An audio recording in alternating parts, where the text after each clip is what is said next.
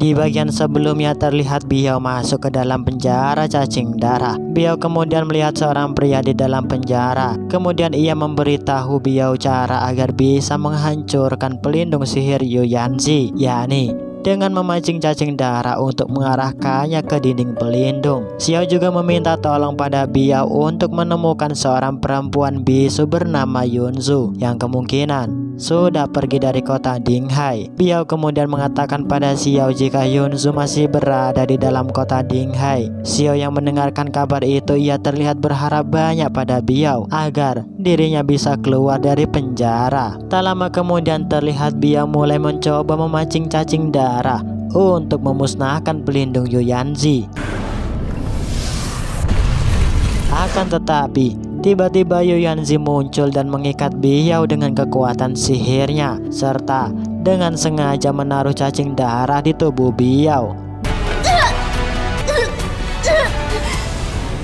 Sedangkan di istana, terlihat Xiaofan dan Jingyu terus menerobos agar dapat menyelamatkan Biao yang disandra oleh Yuyanzi. Akan tetapi mereka tak sadar bahwa Yuyanzi sudah mempersiapkan taktik untuk menangkap mereka. Melihat Xiaofan dan Jingyu terdesak, Qilang mengirimkan naga biru untuk menyerang semua prajurit kota agar Xiaofan dan Jingyu bisa kabur.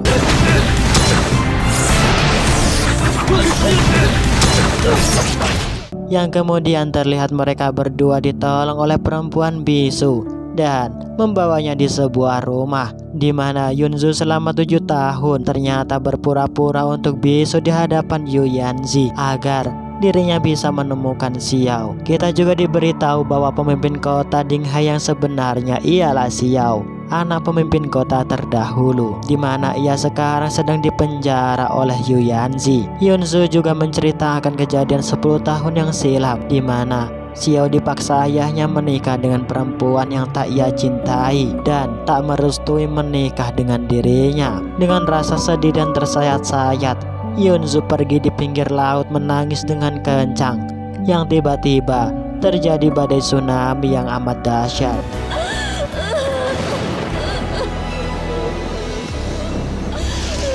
Di saat itu juga Yuyanzi berada di kota Dinghai memanfaatkan situasi untuk mengambil alih kepemimpinan. Tak lama dari kejadian tsunami, ayah Xiao meninggal dunia karena sakit yang ia derita. Sedangkan Xiao dikabarkan hilang terbawa oleh badai tsunami. Akan tetapi Yanzu tak percaya dan tetap yakin bahwa Xiao belum mati. Ia tetap menunggu di kota Dinghai selama 7 tahun, berharap bisa bertemu dengan Xiao. Kemudian Yunzu meminta pada Xiaofan dan Jingyu untuk menemukan Xiao dan segera mengusir Yuyanzi di kota Dinghai. Ia juga berjanji untuk segera menemukan keberadaan Biao di dalam penjara. Sedangkan di sisi lain terlihat Biao merintih-rintih kesakitan karena sudah tak kuat menahan darah yang terus-menerus dihisap oleh cacing yang berada di dalam tubuhnya.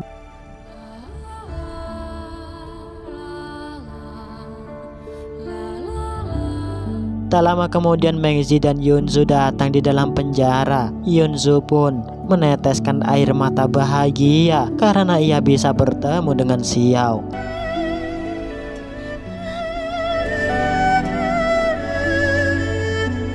Di sisi lain tiba-tiba Mengzi berniat untuk mencelakai Yunzu. Akan tetapi Xiaofan dan Jingyu berhasil menyelamatkannya.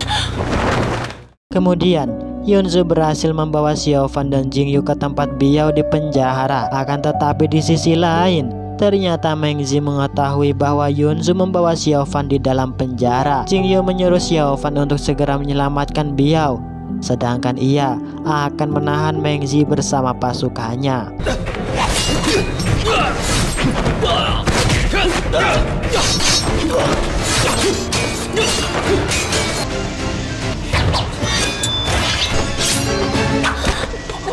Dan terlihat Yunzu mengeluarkan cacing darah yang berada di dalam tubuh Xiao dan Biao.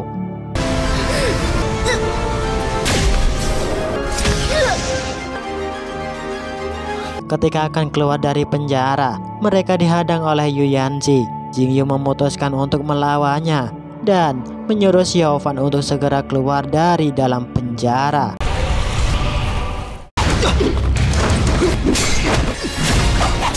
Di sisi lain ternyata Jingyu berhasil dikalahkan Yu Yanzi. Kemudian ia disiksa oleh Yu Yanzi karena menggagalkan rencananya untuk mendapatkan buku langit di tangan Raja Hantu. Senior Yaichi yang mengetahui Jingyu disiksa, ia meminta Yu Yanzi untuk mengampuninya. Dengan imbalan, ia akan menangkap kembali Xiaofan dan Biao. Sedangkan di sisi lain, terlihat Yunzu menyembuhkan luka Xiao. Kita juga dilihatkan bahwa Yunzu sebenarnya ialah putri peri Samudra Laut Timur. Tak lama kemudian, para pasukan sekte panjang umur berhasil melacak keberadaan mereka. Yunzu kemudian meminta Xiaofan untuk membawa Xiao pergi, sedangkan dirinya akan mengecoh pasukan sekte panjang umur untuk menyamar sebagai Biao.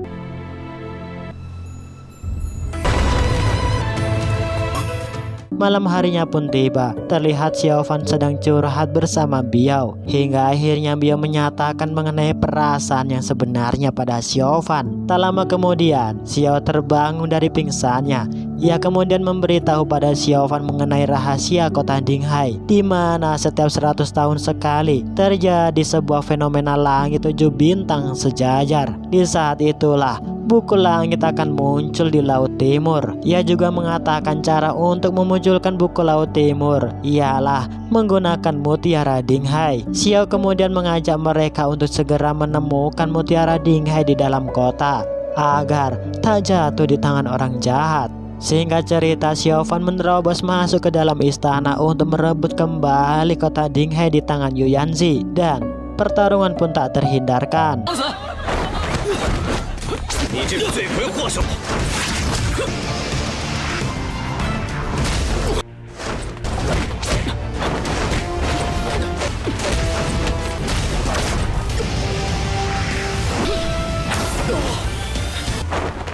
Terlihat Yu Yanzi terluka parah akibat serangan dari Xiaofan dan Qilong.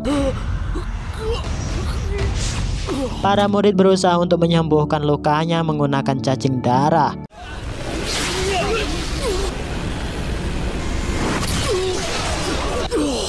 Sedangkan di tempat lain, terlihat Xiao sudah mendapatkan tahta yang seharusnya ia dapatkan di kota Dinghai. Kemudian terlihat Qilong menanyakan mutiara Dinghai pada Xiao dan bermaksud untuk meminjamnya.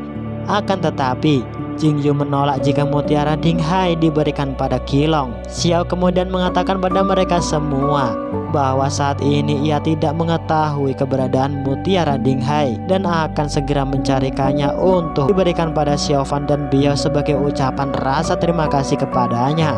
Hingga keesokan harinya pun tiba, di mana Xiao mulai mengingat 7 tahun silam tentang keberadaan mutiara Dinghai, di mana saat itu ia memberikan kalung pada Yunzu. Saat itu juga ia meletakkan mutiara di dalam kalung tersebut. Akan tetapi ia tak mengetahui di mana Yunzu menyimpan mutiara Dinghai. Xiaofan kemudian berpikir bahwa tempat paling berbahaya ialah tempat yang aman untuk menyimpan benda berharga. Mereka pun segera mencarinya, dan benar saja Xiaofan berhasil menemukan mutiara Dinghai.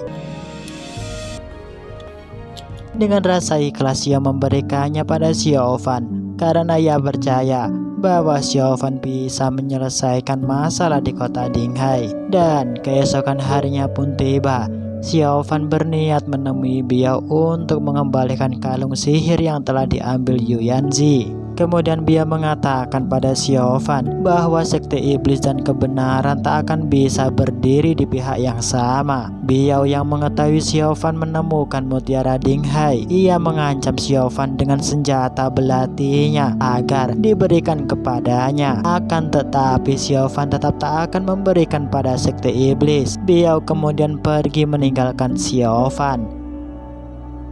Tak lama kemudian Xiaofan mengembalikan mutiara Dinghai pada Xiao. Xiao pun menerimanya dan berpikir untuk menghancurkan agar tak jatuh di tangan orang yang salah. Dan di saat ia akan menghancurkan mutiara Dinghai di tepi laut timur, ia tak menyadari bahwa di langit terdapat 7 bintang sejajar yang membentuk formasi untuk membangkitkan buku langit. Terlihat Qilong akan merebut mutiara Dinghai, akan tetapi Jingyu berusaha untuk menghentikan Qilong. Tak disangka-sangka Yuyanzi tiba-tiba datang dan berhasil merebut mutiara Dinghai. Hingga keesokan paginya, terlihat Yuyanzi datang di tepi pantai timur bertujuan memunculkan buku langit menggunakan mutiara Dinghai. Akan tetapi dirinya tak bisa menarik kekuatan buku langit secara sempurna. Kita pun diberitahu bahwa mutiara Dinghai bisa digunakan secara sempurna oleh keturunan asli Dinghai. Serta akibat munculnya buku langit di laut timur, semua orang tak bisa menggunakan kekuatan sihirnya. Yuyanzi yang mengetahui hal itu, ia membuat rencana untuk menyulik Biao,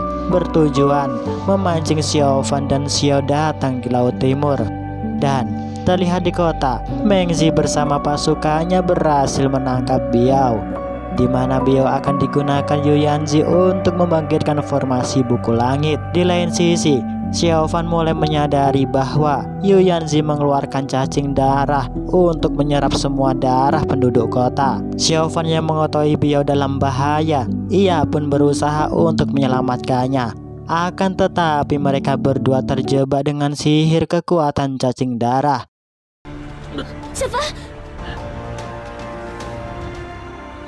Di lain sisi, Xiao bersama yang lain menyusun rencana untuk menyelamatkan Xiao Fan dan Biao, serta menghentikan formasi cacing darah yang membahayakan semua penduduk. Tak lama kemudian, di lain sisi terlihat Xiao Fan dan Biao tiba-tiba masuk ke dalam ruang buku langit. Mereka pun mendengar sebuah suara yang diyakini ia adalah penjaga buku langit. Suara tersebut menyuruh Xiao Fan untuk menyerap buku langit kedua agar bisa mengalahkan Yuyanzi. Akan tetapi hal itu tentu sangat membahayakan diri Xiao Fan, di mana tubuhnya tak akan mampu menahan kedua kekuatan buku langit. Jika dipaksakan, maka kemungkinan yang terjadi tubuhnya akan meledak. Xiao Fan yang memahami kondisi sekarang, ia memutuskan untuk tetap menyerap kekuatan buku langit kedua.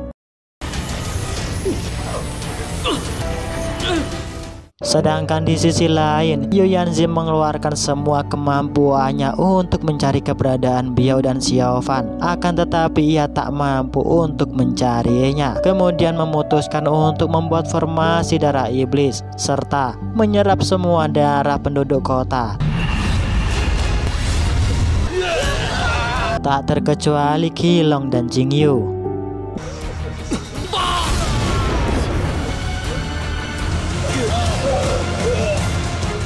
Di tepi pantai pun terlihat Yunzu mencoba menahan sihir darah iblis Yuyanzi. Akan tetapi ia tak mampu menahan kekuatan tersebut. Hingga di saat bersamaan Xiao Fan keluar dari buku langit dan langsung menghantamkan kekuatan sihirnya ke arah Yuyanzi. Akan tetapi terlihat Xiao Fan tak mampu menampung kekuatan kedua buku langit. Hingga Biao memutuskan untuk menarik salah satu buku langit di dalam tubuh Xiao Fan.